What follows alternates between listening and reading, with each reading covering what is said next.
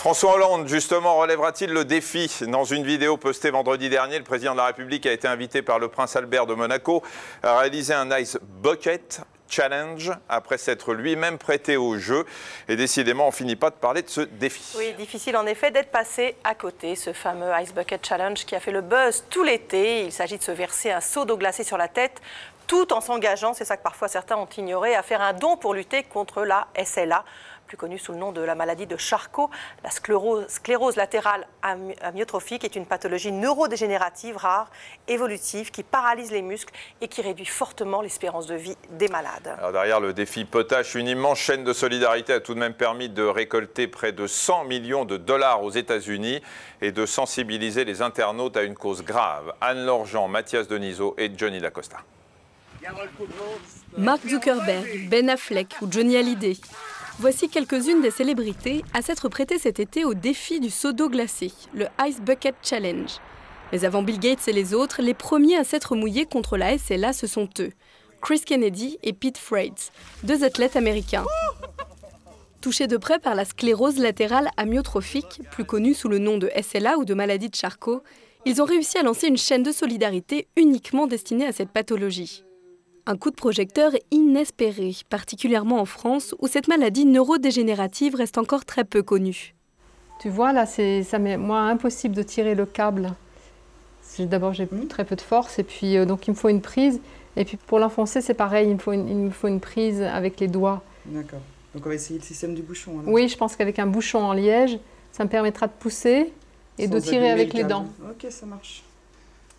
Lorraine fait partie des 6000 Français atteints de la SLA. Comme eux, elle perd progressivement l'usage de ses muscles, la maladie paralysant petit à petit chaque partie de son corps. Alors, ça ne se voit pas, mais pour moi, le téléphone pèse 3 tonnes. Peut-être 4. C'est très très lourd. Le fil est lourd, le bouchon est lourd.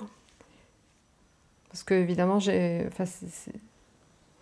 fait que j'ai peu de force musculaire, voilà, tout devient très très lourd. Bon bah écoute, là je suis bien arrivée à m'en servir, donc c'est bien. Lorraine le sait, la maladie continue de détruire ses cellules nerveuses. Elle n'y peut rien. Un jour, la paralysie s'étendra aux poumons et affectera ses capacités respiratoires. Aucun traitement pour guérir n'existe aujourd'hui. Aucun traitement pour stopper la progression de la maladie n'existe aujourd'hui. Ce qui existe, c'est un traitement avec une molécule qui s'appelle le riluzole et qui permet, d'après les études, de donner une espérance de vie de 3 mois supplémentaires.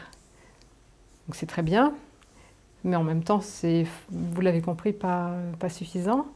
Je pense que pour tout le monde, et en tout cas je peux vraiment parler pour moi, mais vraiment pour toutes les personnes qui ont la SLA et que je rencontre, le temps est vraiment très compté. Un temps très compté en effet, car l'espérance de vie des malades dépasse rarement les 5 ans. Aujourd'hui, la recherche avance, mais la SLA se révèle particulièrement complexe à étudier. Elle progresse différemment selon les cas et se présente toujours sous diverses formes. Il y a des formes qui sont familiales, où on connaît le gène qui est impliqué, et puis d'autres formes où on ne connaît vraiment pas le gène impliqué. Donc, tout ceci fait que chaque patient est particulier, et ensuite c'est difficile de généraliser. Donc, on se heurte aussi à cela, où on essaye toujours de trouver quelque chose dans un cas particulier. Mais ensuite, il faudrait qu'on puisse élargir cela et voir si ça pourrait fonctionner dans tous les cas de figure. Un programme de recherche d'envergure sur la SLA sera lancé à l'automne prochain en France. 1,5 million d'euros sont nécessaires pour voir ce projet aboutir, mais aujourd'hui, seulement la moitié a été récoltée. Alors au prochain seau d'eau glacée que vous verserez sur la tête, n'oubliez pas d'y associer le bon geste et envoyer un chèque. Ouais, sachez qu'en France, les dons restent plus modestes qu'aux États-Unis.